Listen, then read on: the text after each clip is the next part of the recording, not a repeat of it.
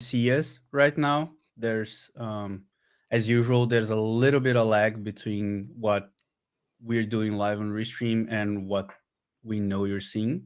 So we're about to get started. And yeah, so drop us a message there on the chat if you have any questions, if you want to talk about any topics. Hi, Daniel. It's amazing to always see you here. Thanks for coming. And yeah, so the idea is basically a loose chat between Tejas, Fabian, myself, and you folks about developer experience and user experience. But before we get started, maybe we should run a little bit intro round. What do you guys think? Let's do it. Tejas, you start. Who are you? Why are you here? What's life? What are you drinking?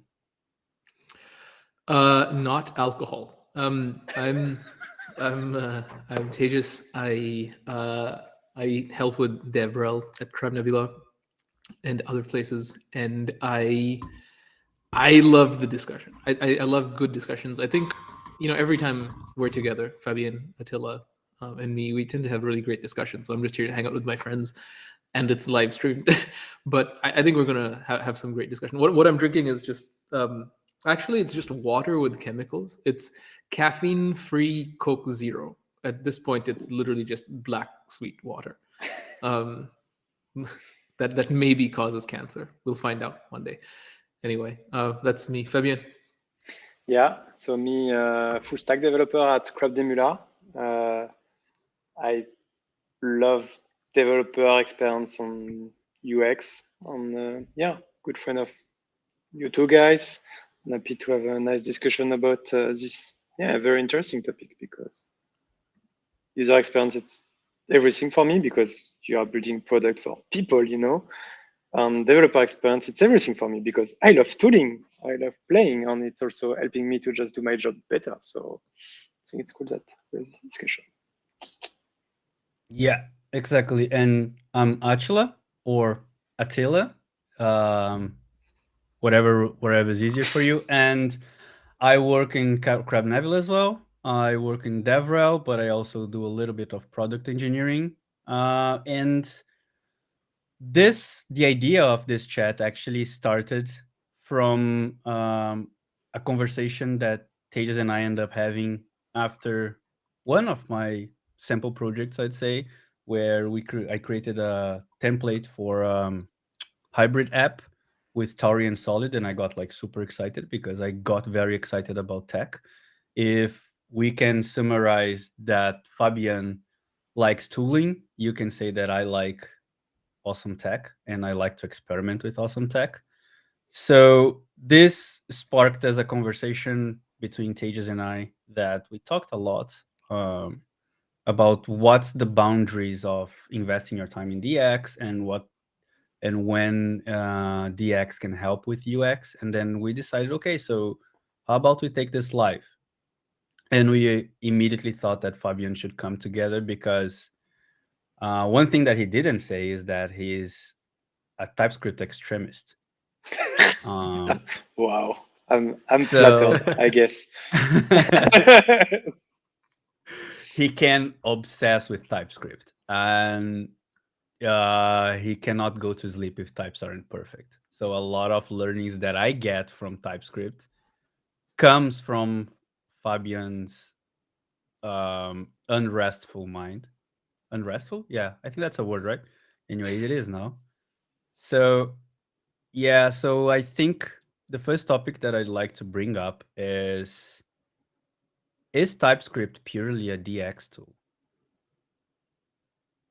uh, I think before this should maybe define what's DX on UX, like because I think it's more general because I mean UX means user experience, and it's like broad.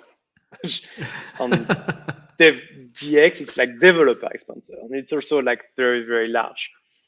For me, it's like unquestionable that both are related, because if your tool help you, for example, to produce less bugs or just to be aware of a bug is happening, the user at the end of the journey will be more happier, because I don't know for you, but I don't like having bugs. So Yeah, the counter to this, a lot of the elite hackers on social media will say, yeah, but if you just get good, you could just make great UX without the dev tools, without the DX. yes, but it's yeah, and I think it's I just want to clarify. Sorry to yeah, interrupt you. I yeah, just want to clarify. I don't yeah, I think know, that but way.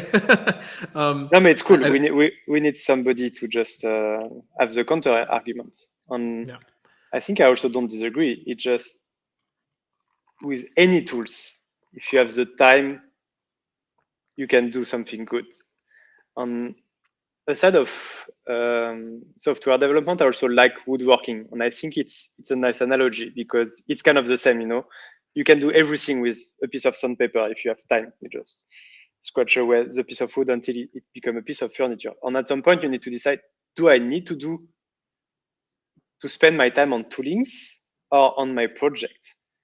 On, like, every tool's decision, it's always the same thing. It just, if it's a one-time thing, just take your saw, you cut up, you are done. And it's the same. If it's a one-time thing, you can do it in JavaScript, you send it to clients, up, you are done. But if you need to do this 200 times, 1 million times, a thing like this, investing in the tooling, we call this investing. So it's an investment, it costs you something. But after, you want your return on investment. So it will be more consistent, more reliable, and you can iterate on thing on thing. Interesting. What you've done, what you said is so good, because even if you're the best, I'm thinking about how this fits Yeah, into the like, oh, but you just get good and you don't need developer tools argument. This is so good because you could be the best sandpaperist in the whole world. You could be like the world's greatest. Nobody has seen such sandpaper talent, but at the end of the day, still, like, using sandpaper versus using one of these cool tools that spins the sandpaper for you, you're just never going to be as fast ever. You will never be as fast as a machine ever. You will never be as fast as an AI in some things ever, right? And so at some point, I like what you said. It's not just a matter of what you can produce, but a matter of what is the time domain of what you can produce with reasonable and quality. it's also because at the end of the day, time is money. It's like why IKEA is good, not because they are crafting the best furniture ever, but it's because it's cheap. So you have more people that can have the thing. On between having a very fancy table that just takes, I don't know, 6 months to craft, and it costs hundreds of thousands of euro, Yeah, but but here's nobody the can thing, afford. like Yeah, IKEA, as cheap as it is, it's still not as cheap as plain wood. So you can ditch the developer experience and go buy wood and do like you do, actually, Fabio. yeah, You but do. I mean, But if there's a thing if I like buy a table in IKEA, I need what, 1 hour to assemble it. If I buy wood, yeah. first I need the skill, So and I need to build exactly. the table. So here's the point that I'm trying to close the loop on the metaphor Yeah, is that when we're building tooling or libraries or stuff like that, developers are also the users. So then we end up having two kinds of UX. The first one, that's for the developer that is immediately consuming your stuff. And then the second one, which is the end user or the user of your developer in this case. And I think that there's a room for that. Like, for example, we now at Crab Nebula, we are adopting Astro for the website. And then we just had a conversation about a friend of ours, Adrian, asked, okay, cool, can I have RSS, for example? And here's the thing, before that, it was SvelteKit, which would be significantly harder to have RSS there. But with Svelte, with Astro, it's just another route we create, and we have a plugin for that. And then, thanks, Alien, we have it.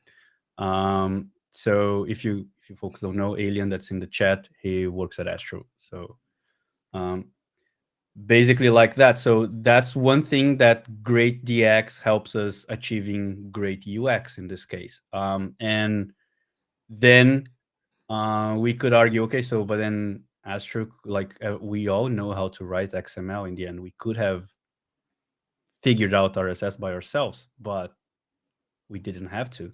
And that's where DX kind of helps in my opinion. And that's what DX kind of is supposed to help UX. The problem for me is when we get too attached into having the best DX Yeah, possible, and we of sacrifice course. performance, for example. Yeah, and it's my point also about woodworking, because sometimes you can also just go to this rabbit hole to want to have the perfect tool for one thing. But if you do, if I do one website and I do it once, I can write HTML. It's not it, spending 6 months of tooling. It's pointless. If I'm an agency and I just build thousands of website, spending my time to just build a straw on having something that I can just scale on, I have one command to deploy. Even just talking about deploying, I don't know if you remember before Heroku or stuff like this, it was like manual thing that works for years, but one mistake and your production is done. Now you have like one command and you deploy something. DX improve, that means that you can ship more often, more reliable, you on more often in more features. On the time you don't spend on just doing this manual works, you can also spend off just listening to your customer to fix stuff Yeah. or make more feature and things like this. And but you always have balance between tools. And it's why I think the woodworking analogy is working, because sometimes I want to play with tools, but you spend 1 week to build a tool just for winning 10 seconds. It just doesn't make any sense. But if you need to build 100 tables, building this jig, it's just no brainer. You can just after batch everything on everything. It's the same perfect and you win a lot of time. And it's the Yeah, and same with software development. I think that's why the common disagreement with DX on social media and in some developer discussions is that, right? It's like nowadays we're being criticized for like you care way too much about some CLI that doesn't actually give you as much return on investment that you think it does. For example, you guys, and this is again, this is not me, this is just things Yeah, of you'll course. see on social media. People go like, you guys are moving everything to the server for what value? Like just do static.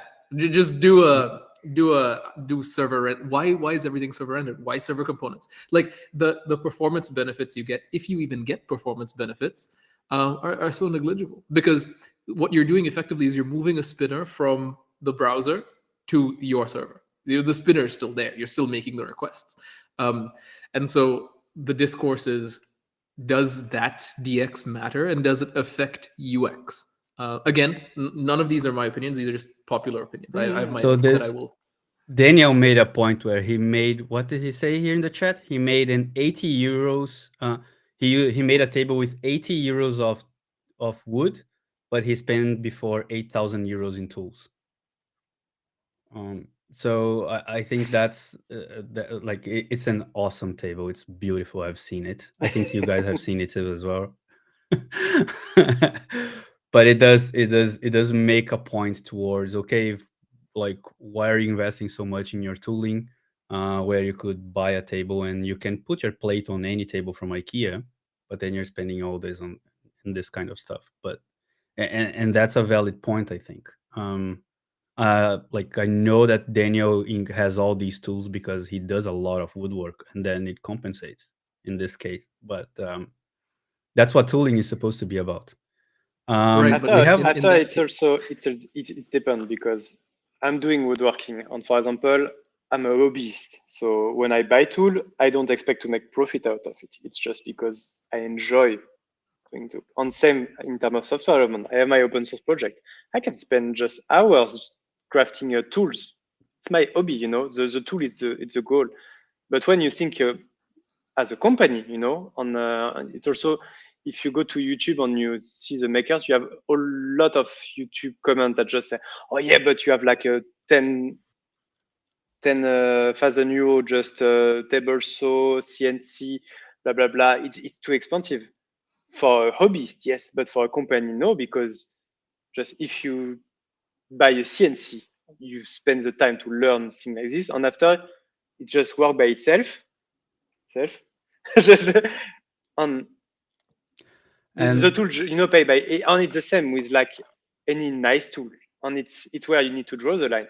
And if I have a tool, for example, in that just permit, like Typescript, that permit me to just avoid to send bug in production and to I mean, I used to have JavaScript code base before TypeScript was a thing on just refactoring. You rename just one thing in your code base, and you hope that you didn't forget something, and you know that you forget something. And yeah, this is like a lot of stress for the team and for your user, probably bugs and things like this. So investing in TypeScript at the first place, even if it can be painful, will have benefit for the end user because it's less bug maintainability. If you want to add a feature, it's easy to refactor because refactoring is part of the process of software development. So it's Yeah, but I mean, look, TypeScript, I think the value is not questionable in most cases. In some cases, maybe people are using JS doc or something like this. But for most cases, yes, you catch bugs ahead of time, it works. I'm thinking more about DX that maybe negligibly affects UX. And by that, I mean, this whole, I saved 30 milliseconds because I used this compression algorithm instead of that one. Or I'm using, I think, Bun and Node.js. I mean, that is even a measurable performance increase. Bun is way faster than Node.js. It is a different tool. It offers somewhat different DX because it's not fully a drop-in replacement, right? And dude, like the amount of time people spend discussing Bun versus Node.js, is it worth it, etc. Like the amount of time people spend arguing about this, I can build a production system on either one. it's true, but just Yeah, just like to take back the Bun example, I think, because you could just say, yeah, whatever, I can run my test in like 1 second instead of 10. Well, does it affect UX? I guess. So that's that's the thing that this kind of DX and also it brings a little bit of phrasing the UX as a fake UX improvement, and that kind of circles to the question that Alvin made about involving designers and more people into DX conversations, because it brings back to UX. So I was in Twitter or X sometime some half an hour ago or so, and Dex is I forgot his handler on Twitter. He just made a comment about, okay, your product, you need to find that little aha moment where your user figures out, oh crap, I need this with all my life. And his example was, for example, merging branches on Planetscale. So he said, yeah, once that clicked for me, I cannot move away of that. And that's definitely a moment where it actually, like, Planetscale is probably not the best example in this case because the users are developers. So DX and UX boundaries get a little bit fuzzy in this case. But this is something that actually helps a product moving forward, where you can shape different data schemas, and then you can merge those schemas and put that into a main product. So you're basically having Git or Git for your data. So this is a great example of something that helps developers being more productive and creating integrations and things like that. But in the same way, it gives a nice UX for whoever is looking at the data and using the product. So I think that's a real metric. That's a real DX improvement that has a nice UX metric, as opposed as, okay, we made our compiler 15 times faster than Vite, but then those 15 times are actually 3 microseconds. Like, right, and how does that affect my grandma who's using the product built with this? It does not, and this is where DX and UX just don't line up. Yeah, but just because I like just to challenge, for example, improving your just compile time, if it's to 20 to 3 milliseconds, I personally don't care. But if you can just use Bun on you have all your tests that just normally take, 30 seconds, and you reduce this under 1 second. This can actually enable something amazing about CI, because before you just say, oh, every time I run the test, it's like expensive for the company in terms of time. I open a pull request, I need to wait, 10 minutes that my tests are running. Even locally, you run it, you have your fan spinning and things like this. It's a friction point. It's there. But if you put this on now, it's just negligible to run your tests. That means that on CI, you can run every commit. It costs nothing. On your machine, nothing. You can have Docker on your test running together live directly on your code base. And reducing the friction will make you just write more tests because it's more pleasant. And for example, I feel it just because I come from a TypeScript thing. And in TypeScript, the tests are just instant, and I'm used to it. And I'm writing Rust, and the tests are not as fast as JavaScript. I was spoiled. And as a result, I write less tests because it's just pain in the ass to just run them. But if you have the test in line and just you enter, and every time I press save, it's watch on its grid, just working TDD, it's like no brainer. Of course, I will do it. Yeah, It but just how does any of this affect my grandma? Like at best, at no, best, at yeah, best, if there's a bug and compile time is faster, then you recognize the bug, you fix the bug, you git push, it's deployed, all of that is faster. So she'll get the better update faster. But in terms of just UX, her way of using the yeah. product, how I mean, does that help? it's for me just if you have a nice tooling, you don't even notice it. It's not in your way. The thing is, when you have something in your way, it's like you have a new feature, and because the tooling is in your way, it's painful. So every time, just do you want this new feature? And this is where your grandma, she wants the latest feature. I know your grandma; she's very tech heavy, And it could be nice. And you are just discussing, you are in dinner with your grandma, and I want this new feature. No, grandma, I need to just migrate the database, run the CI, just no, it's too complex. No, you don't need this feature. No. So And it's the thing. If building something it's easy, the just you want to try this feature? Bam, bam, bam. You try it, put on the feature flag just for your grandma. It's amazing. It's not up. You take feedback. Up, you can give feedback directly in the application. You receive it in your stack. Up, you iterate fast because fast CI, fast thing. You can revert thing on you. yeah, so It just I to ease I a process. agree. I agree with Fabian, and I think that there's also like the point that DX is not necessarily about immediate gains. So the point is the DX improvement or using TypeScript in your code base or spending 40 minutes creating that function overload that's going to allow my query to be extremely type safe and give me good intelligence. That's a true story. Fabian did that. Um, is it's good for my grandma and for everybody's grandma, because the next time I need to explain my code to Johan, for example, who is in the chat and has inherited a lot of my crappy code, he can the inference or the onboarding experience of my code, because the types are airtight, is way easier. So that means he doesn't need to wait for me to be able to pair with him. He doesn't need to sync with me to explain what was on my mind when I wrote that code. So, and that allows him to then jump into the code, do some stuff, and then jump out and go back and doing whatever he was doing. And then ultimately that leads the team to ship faster. So, Yeah, and I think we kind of missed the sight on that when we start talking about DX versus UX in this case, because there's always those compound effects with DX, because DX is going to affect productivity, which can affect efficiency, which then can affect better features. What you're going to do with the time you have at your hand, it's your fault. It's not DX fault in the end. But we have a nice question about like DX UX, and so far we are talking about like increasing performance, speed, and things like this.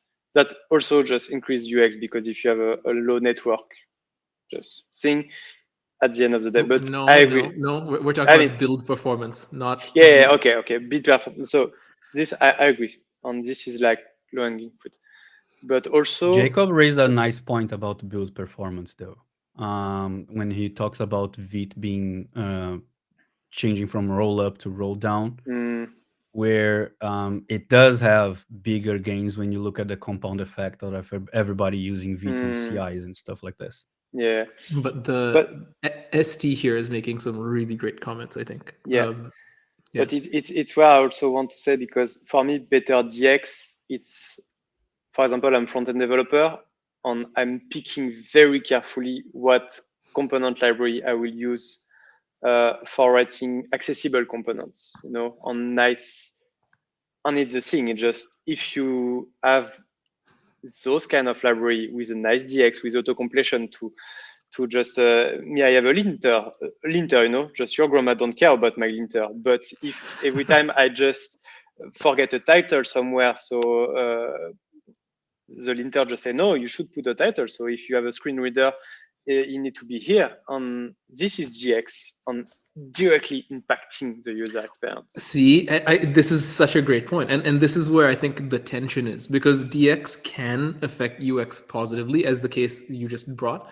But DX can also just be us chasing rabbit holes that don't affect my grandma. But like any tool, just because sometimes you focus too much on the tool or not on the product. So it's where it's an interesting conversation. It's just... But okay, so I think for me, I've fallen into the trap many times of course of we all chasing do. the tool, right? And so I'm sure a lot of people listening to this also fall into this trap often. If you're listening to this and you fall into the trap, let us know in a comment. But I'm curious, what are some ways that we can get better at this? I mean, you probably, as engineers, have to deal with this all the time, where you're like, oh, I really want to play with this Zod thing, but Zod is not going to help. Maybe, I don't know, Zod is great. I love Zod, but maybe there's the case that, this tool is not going to help me. It's not going to help the final product that, someone's grandma is going to use. So how do you regulate this in your stuff? Yeah, but this is hard to define, because also at the end of the day, we are human. On human, you need motivation. And if you are working in a bad environment, so with bad DX, or if I go back to the woodworking example, you are in a workshop that is full of dust with tool everywhere, and you just cross the room and you just bump to every piece of furniture. You can't think, you can't be creative. And it's the same in software development. You start a feature and you have something exploding, bam, bam, bam, and it's very hard to balance, to just say, oh, I need to refactor. And sometimes, no, nobody cared about the refactor. Yeah, the team care, because you also need to keep your team sane and want to work on this code base to improve the product for the clients. Yeah, so ST is making no hostages in the comments. So cool. I think ST means super truth, and I totally agree. So hey, I'm a fan of Electron, by the way. And I'm gonna I don't want to go too philosophical, but I'll have to. So if DX is supposed to help us ship better and more efficiently, when we sacrifice UX for DX, do we have DX in the end? I don't think so, because the whole point of DX is actually allowing you to ship better. If you're shipping worse because you're focusing on the wrong aspects of what you're developing, then you missed a stop already. And that's why I have a clear conscience on saying, yeah, invest on DX, because I truly believe that protecting performance and accessibility and your grandma's desire is implicit on everything that I'm talking about when I talk about DX. So yeah, you should use Zod, but you should use Zod if that's going to help you have better data validation. And then therefore you're going to have less bugs, or you're going to clean up that messy API that you cannot control and stuff like that. Because Zod brings type safety to your runtime, if anybody is not familiar with Zod. So that's important, to basically bring all that safety that you believe you have with TypeScript in your IDE and put that on the browser's runtime, because that's where it matters. And then it also brings back to the fact about some building tools using Rust instead of JavaScript, because Rust has that by default. It's not necessarily about Rust being sheer faster than JavaScript, but it's also about it being faster by default and more secure by default. And then that means that I have less space to mess up my code. I think Mikhail makes a really good point here, and that I think is the spirit of this, right? He says, as a user, I don't care if it's Electron or Delphi under the hood, as long as it works, as long as grandma's happy. But I think to Fabien's point, if you go to work and you work in Delphi and you don't like Delphi, then you're not going to give your best. In fact, you maybe don't know how to give your best, because it's a workshop that's full of dust everywhere and you're bumping into things and so on. Not to say Delphi is bad, it's just the amount of developers who are fluent in Delphi may be low, and that's why. Similar with Drizzle here from ST. I guess maybe the solution could start with asking when we see tools like, hey, how does this affect my end user? Because what someone said, yeah, ST again, ST is really. We should invite him.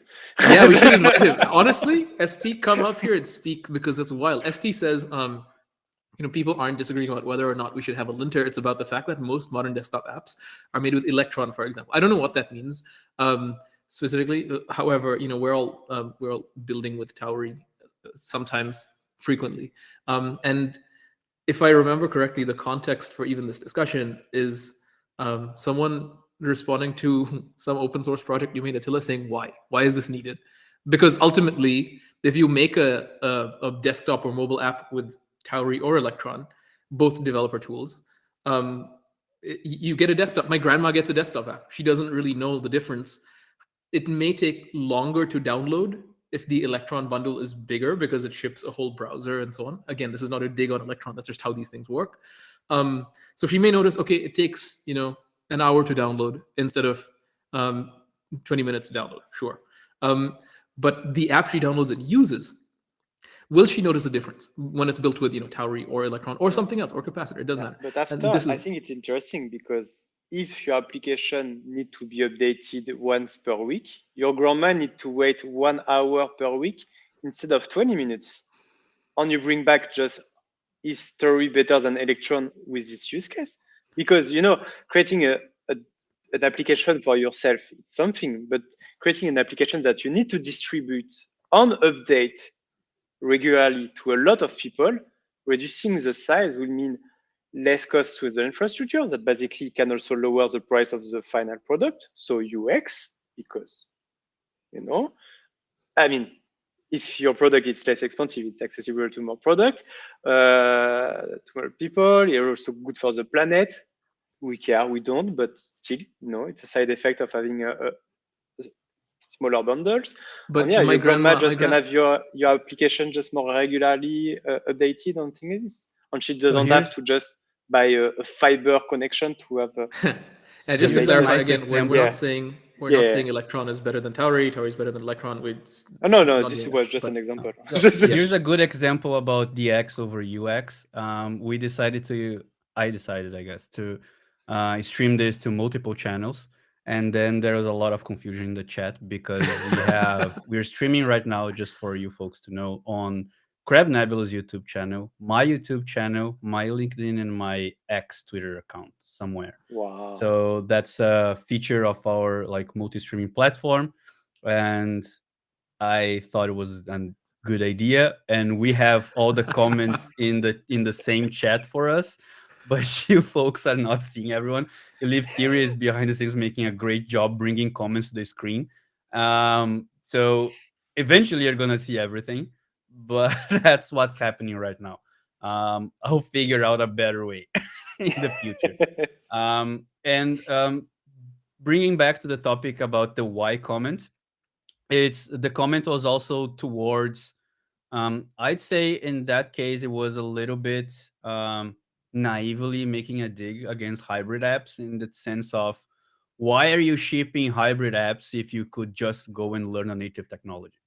And I think that's a case where, if we focus maybe too much on the other side, or let's not write any framework and just do vanilla JavaScript because that can be inherently faster, then it becomes the point where you end up taking longer to ship something, or not even shipping something. If you're a shop that only has JavaScript knowledge, at some point you might be able to ship a POC and identify market value on your product with an Electron app, and then eventually performance becomes an issue, and then you start refactoring and so on, and then eventually you need something else, and then you go changing the tools for whatever the UX is best. I think that's what putting UX in front of DX means, not necessarily going sheer performance and diving into rabbit holes, or okay, yeah, I Yeah. need like an apple, so I need to invent the universe first.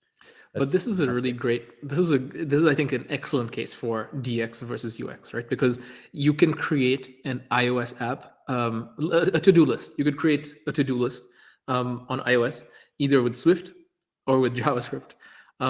Both are DX related topics, but the end app is maybe the same, maybe slightly worse if it's JavaScript because it's not native to the iOS language. And I think that's the context there. So the argument is, should you just write everything in Swift, or is JavaScript the worthwhile investment? Honestly, I don't know Swift, and I have no interest in learning Swift at this point in time because JavaScript gets me everywhere I need to go. Literally, even on smart TVs.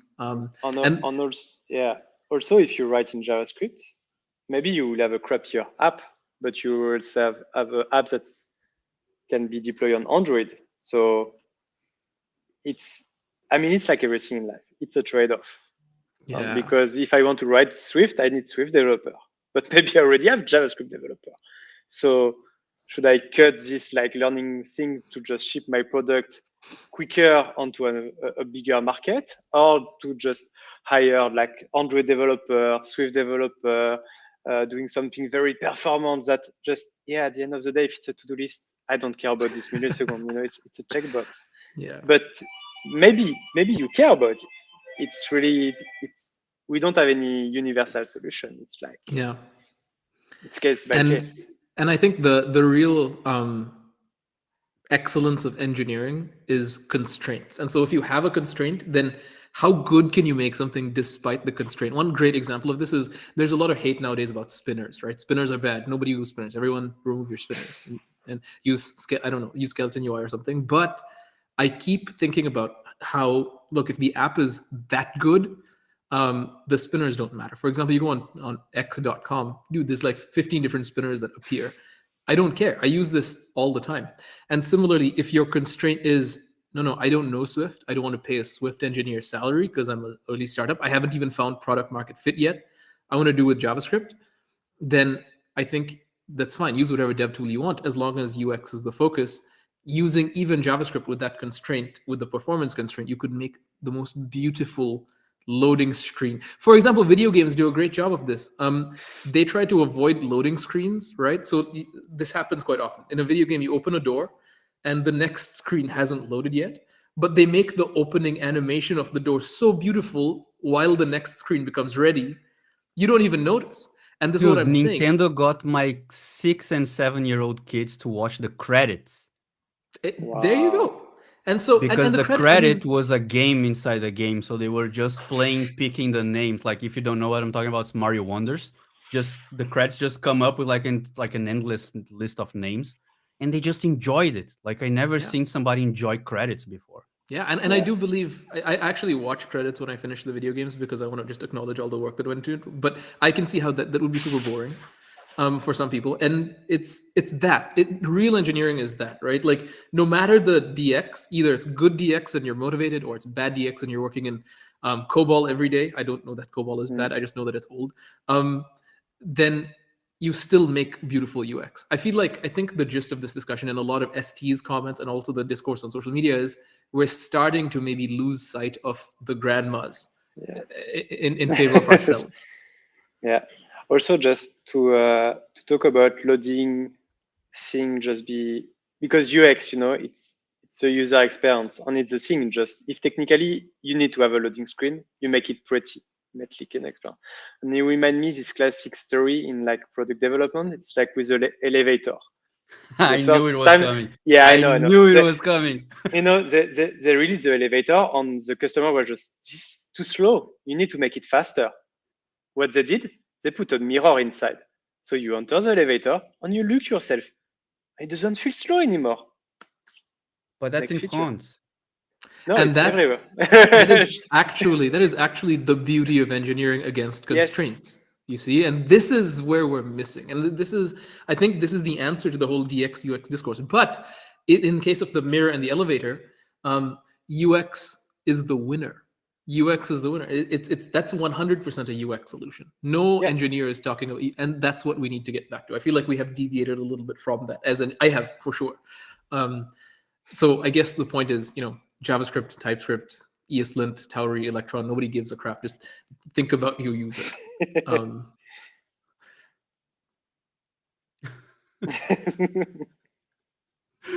yeah. However, I think to Fabian's point earlier with the sandpaper and Astro, because I see Elian showed up here. I call him Alien sometimes. He's an alien. Anyway, it's the dreadlocks, from the movie. No, but anyway, I think to Fabian's point about sandpaper, like and Astro, all of the things that Astro handles really fast is time that I save. And it's Daniel said earlier that good tools half the time. I love that because Astro does exactly that. Like it for a static site or even like a full web application, um, things like generating pages from literal markdown, things like generating a sitemap, robots.txt, all of that just gone. And what does that do? That facilitates good UX. So this is why I like Astro, because it is a DX tool, but you get Lighthouse 100 with minimal effort. And then Lighthouse 100 is a UX thing. So it's like it automatically creates a mirror in your elevator, for example. Yeah, I think a very good example of a great DX tool is also Astro with Astro Collections. Because if you're writing something, if you're writing content on the web, you're using Astro Collections, you can get the whole type safe thing, and that can ensures you that you have, for example, metadata defined for your post, so a cover image, title, etc. And another example of TypeScript being a great UX tool is when you go to your global BTS definition, whatever, and you go into the namespace of HTML and you make alt attributes required on image tags. So Yeah. that's an example where you can use DX to enforce a great UX, for example. And I think that's the whole point. Like whatever we do on DX is to basically lift Yeah, the but quality of our products up. yeah, but for coming back, because at the end of the day, humans are creating, software. Sometimes you can spend time on tools, and I think it's fine. You also need this time to breathe, to do something, because you do a sprint, you are exhausted, you do hard feature on a point. Okay, I mean, I don't want to deal with user for this week. I just want to spend time on a tool that maybe I will have gain later, but sometimes you don't care. It just also just to It's a we nice are just creative humans. outlet. Yeah. And also sometimes I know I create a tool and this tool can be totally useless, but I'm learning from it. And when I'm learning from it on the product later, or I take the tool, or not even, and it's software at the end of the day. For me, it's a creative process. So you need to just entertain yourself sometimes, just to keep this creativity. Otherwise, Yeah. you are just taking a ticket on it's Well, there's nothing wrong with that, but I think the self entertainment has to have a variable in there, like how does this affect someone's grandma? I keep going back to the grandma. It has to be grandma sure, driven. sure. You But, already I mean, became a meme. A meme. Yeah. Yeah. Sorry. yeah, but your grandma is the same, just if you go visit your grandma and she see you grumpy because you deliver the it's like Yeah. Yeah. we are software engineer, but you are also human with a family Yeah, I and thing think like this. So it's about making this world better. so. I I hope. recorded this awesome podcast with this guy, very contagious guy, where in among the conversation it was recording with Tejas, and among this conversation we got. I'm just making clear for everyone. I know you got the joke, but you made this weird face. I'm just pointing out it was you. So the thing is, we got to a point during that conversation where we both agree that the brain is kind of a muscle as well. And then I'll go back to the compound effect where if you go and you have this kind of creative outlet when playing with code, and that makes coding be a joyful experience to you, there is a compound effect that leaks out to your user.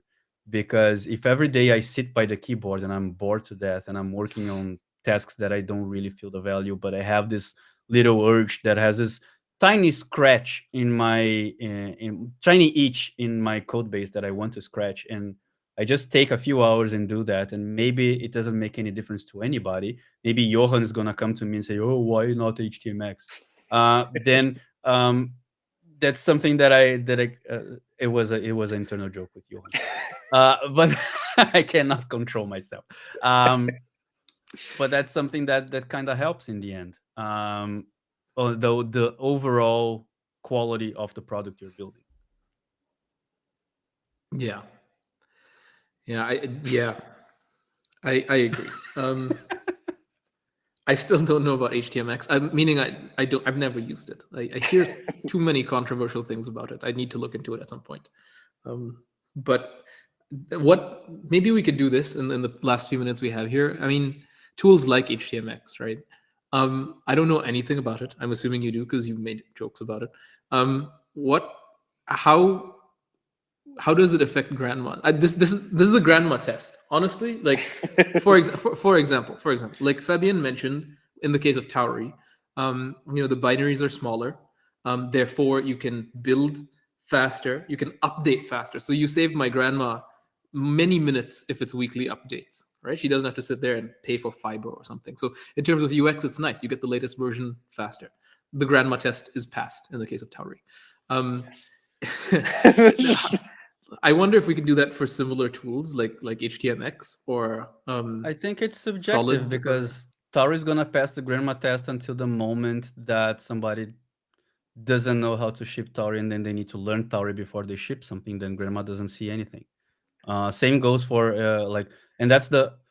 I'm not super familiar with HTMX, to be honest. I don't need to know something to make a joke at it. I just make jokes. That's how I go. And I then love the somebody comes in transparency. and educate me. But the point of HTMX, as far as I know, is because it is built on top of HTML syntax. So you can have interactive code from HTMX instead of JSX. So the point is flattening the learning curve for a developer to jump in and do something. On top of that, they have some polyfills and yada yada, and that ends up to having more declarative syntax, just the same as JSX tries to be. That's the same point of every kind of templating language. And I think, like, to a certain degree, depending on what problem you're solving, things are gonna pass or fail, and who's solving the problem, things are gonna pass or fail the grandma test, I would say, in But this case. it is okay. Maybe grandma test is not the right mechanism, but maybe we could do grandma index, meaning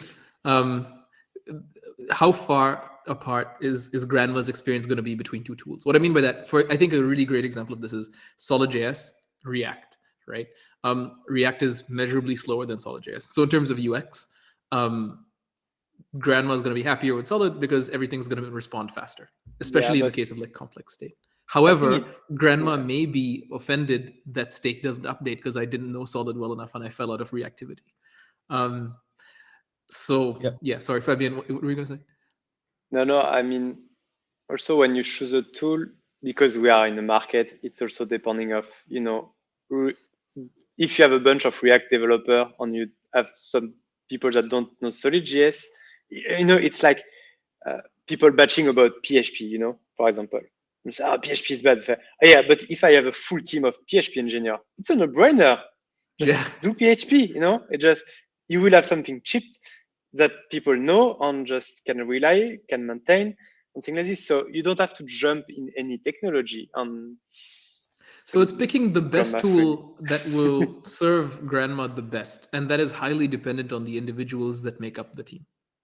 Yeah, I believe so, because and that's basically one of the counter arguments, I'd say, I give to everybody, that when I do a talk, like, to the ones of you who don't know, I'm part of the Solid ecosystem team, so I talk a lot about Solid outside, and a lot of people come to me and say, "Oh, but yeah, Solid is so fast. Should I refactor my app to Solid?" I'd say no, don't, because that's not the reason that sold Solid to me. The reason that sold Solid to me is that I could reason about the mental model and I could understand better my app because of that, and that's why I prefer to build with Solid. The fact that Solid is faster and has has a thinner abstraction layer, and etc. etc. Those are all like side benefits to the fact that I believe I can build better apps with Solid. Yeah. And This, that's yeah, my tip to anybody yeah, picking something. If you want to pick like vanilla HTML, if you want to pick, I don't know PHP, but if Johan wants to pick Laravel, he should use Laravel. yeah. But is But that better apps? Does that mean better what in terms of UX? but I In think my it case, it's better in terms of UX because then I can create the interaction that I understand better. And if I find a bug, I can solve it faster. Yeah, Or I can reason yeah. about how it works faster.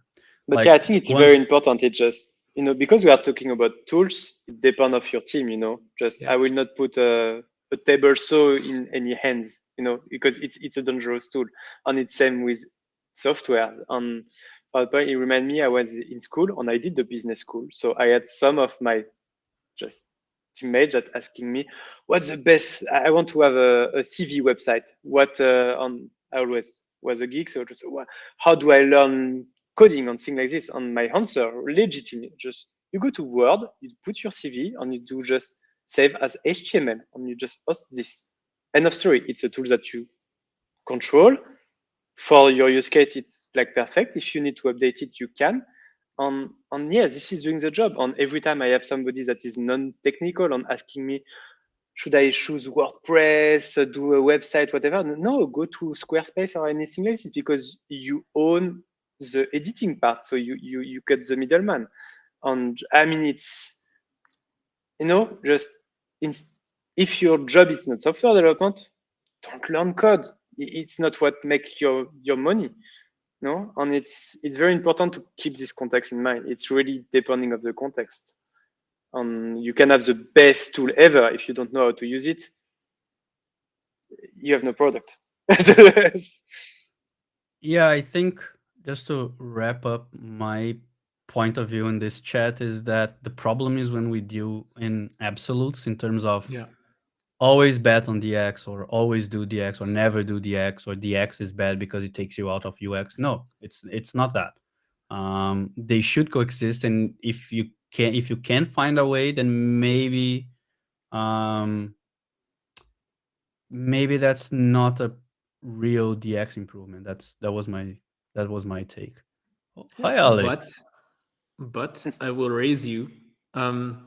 If we want to avoid absolutes, would we not then consider, just for the sake of challenging that idea, the absolute that actually the buck stops at UX, meaning UX is absolutely the most important thing for a product. Yeah. So Yes. Oh, indeed. Yeah, I mean But the absolute that I mean is if something is always good or always bad. That's my yes, take. but good UX is always good. Bad UX is always It's yes, bad. always yes. important. Yeah, But yeah. it's yeah. I mean, both are related because if you invest in your tool, you can ship Yeah. faster, less bug, less things. And after, it's just about balance because sometimes you can spend too much time for not enough benefit. Right, This and is we where probably need. yeah. Sorry, go ahead. I No, go didn't for mean to it. interrupt.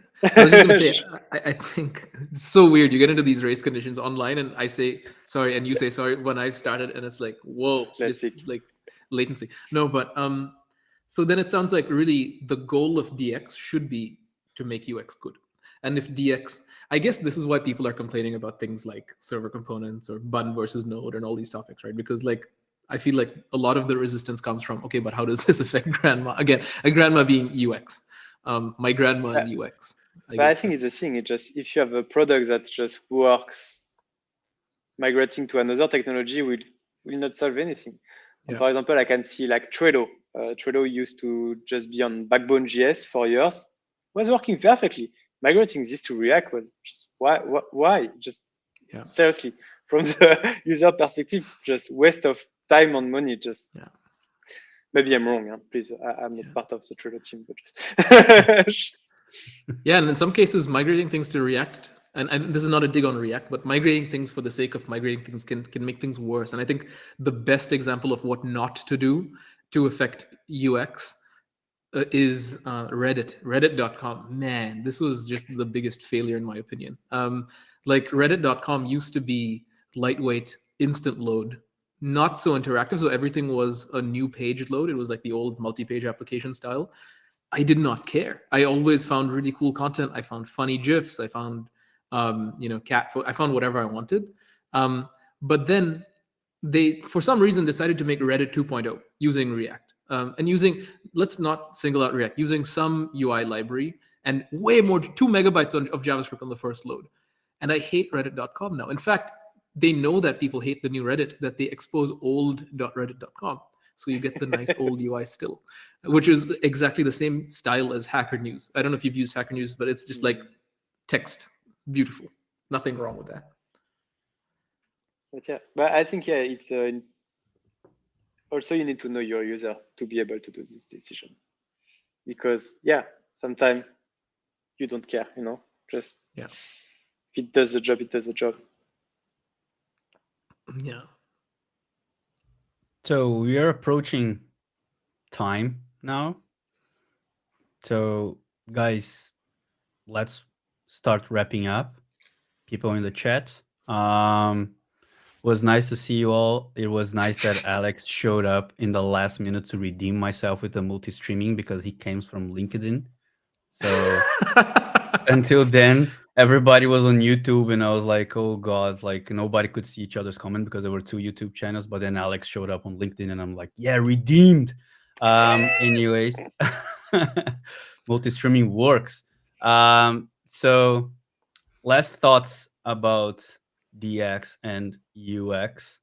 There was a comment from Mikhail right in the beginning about TypeScript is a Microsoft conspiracy to short JS stock shares on the tech market. Yeah, I took this as a troll.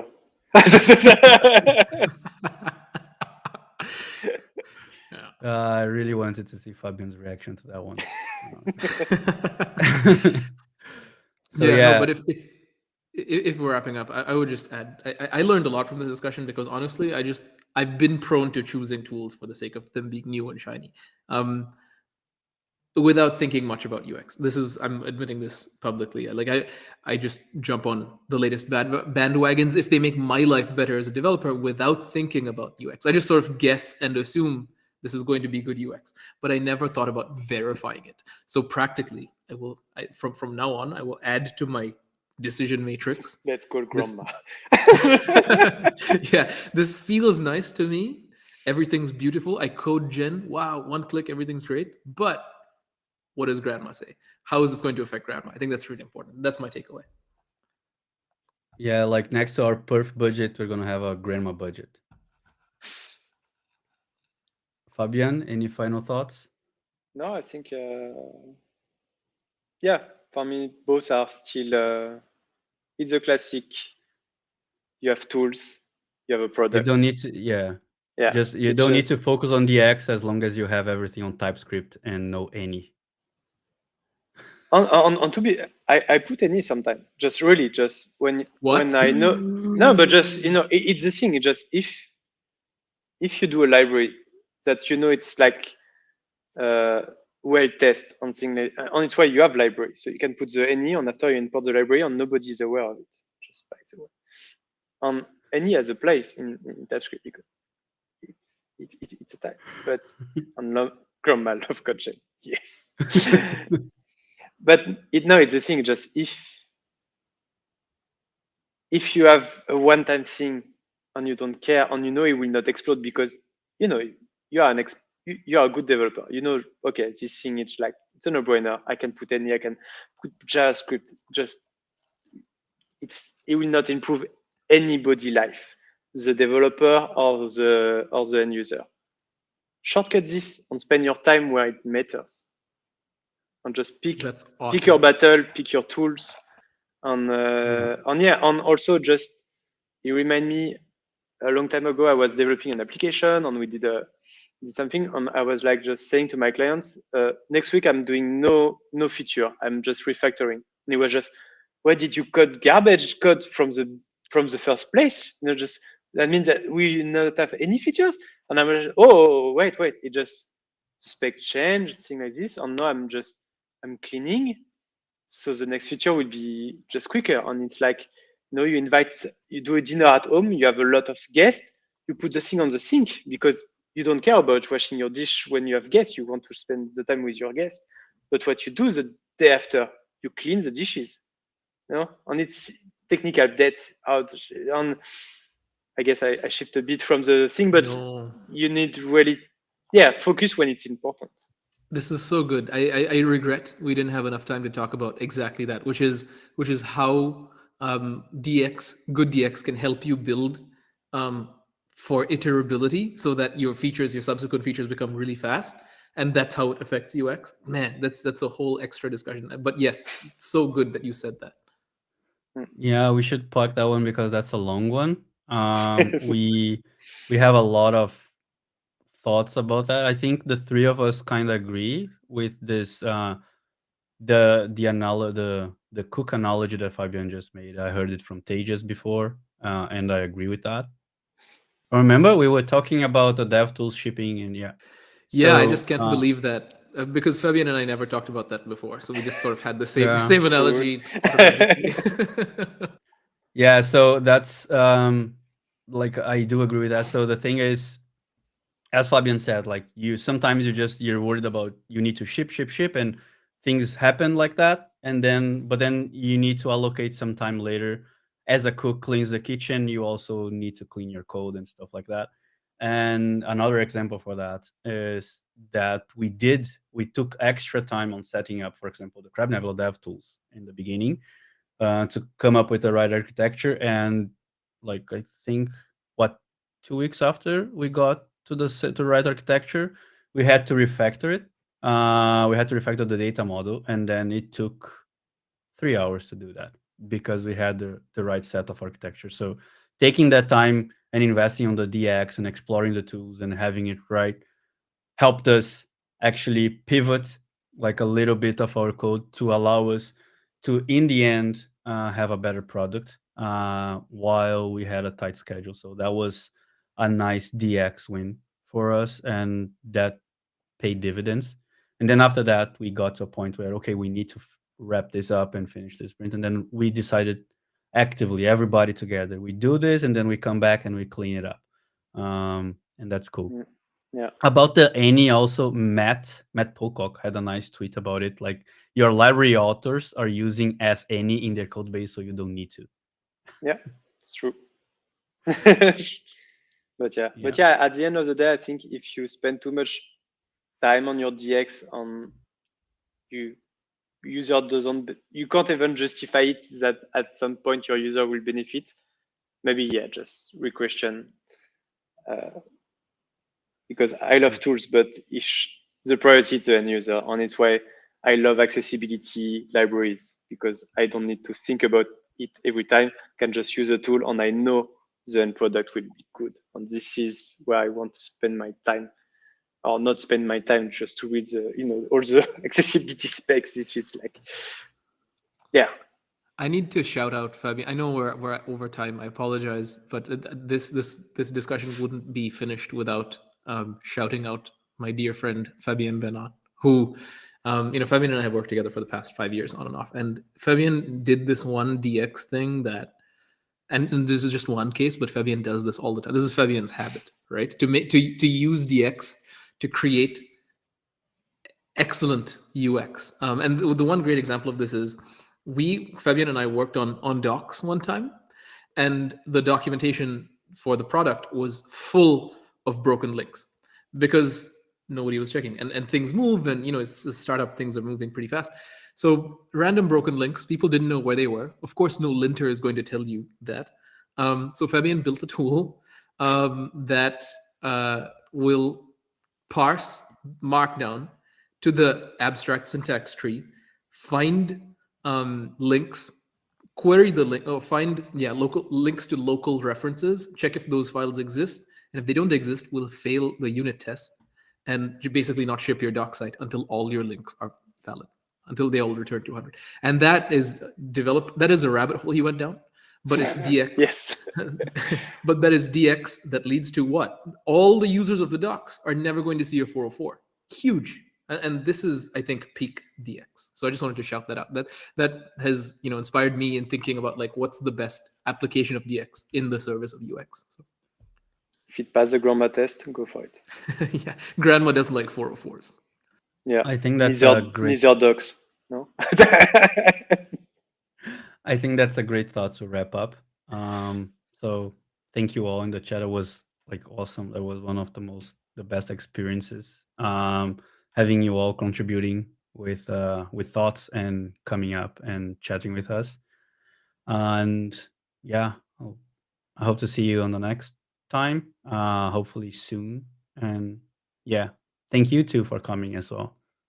Um, see ya. See ya.